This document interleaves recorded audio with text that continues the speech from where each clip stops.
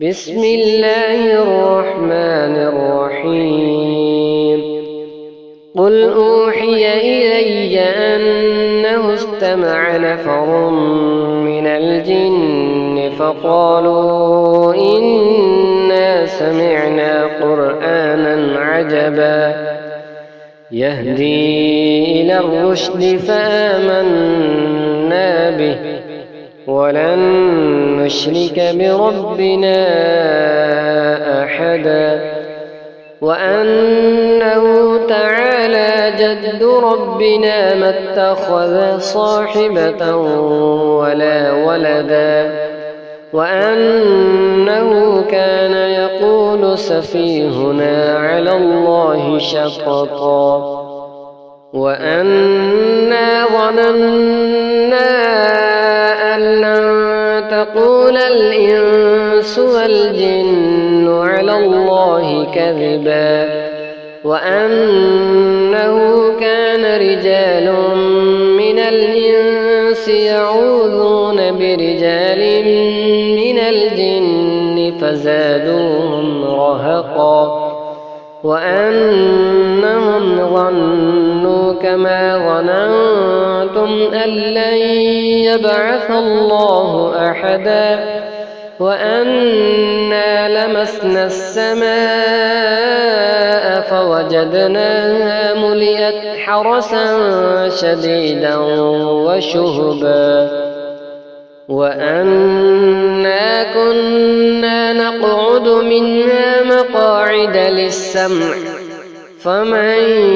يستمع الآن يجد له شهابا رصدا وأنا لا ندري أشر أريد بمن في الأرض أم أراد بهم ربهم رشدا وأنا منا الصالحون ومنا دون ذلك كنا طرائق قددا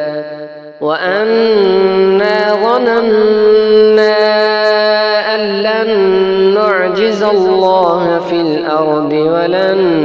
نعجزه هربا وأنا لما سمعنا الهدى آمنا به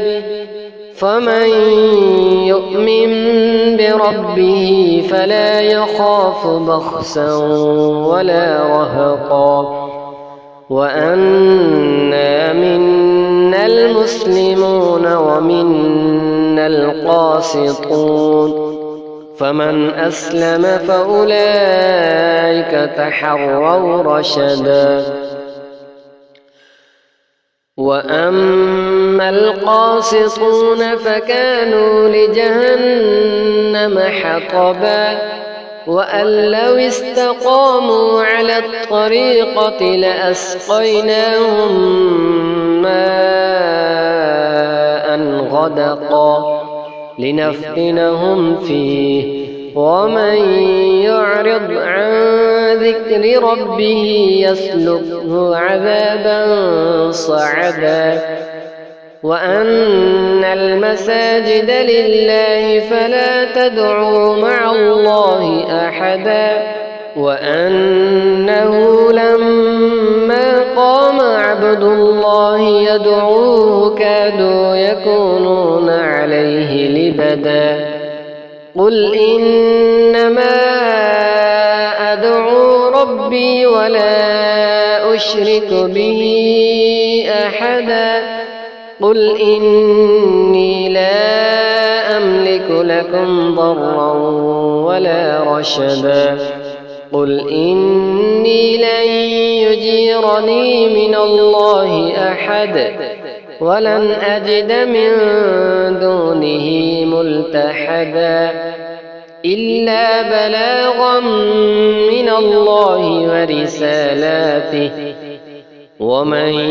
يعص الله ورسوله فإن له نار جهنم خالدين فيها أبدا حتى إذا رأوا ما يوعدون فسيعلمون من أضعف ناصرا وأقل عددا قل إن أدري أقريب ما توعدون أم يجعل له ربي أمدا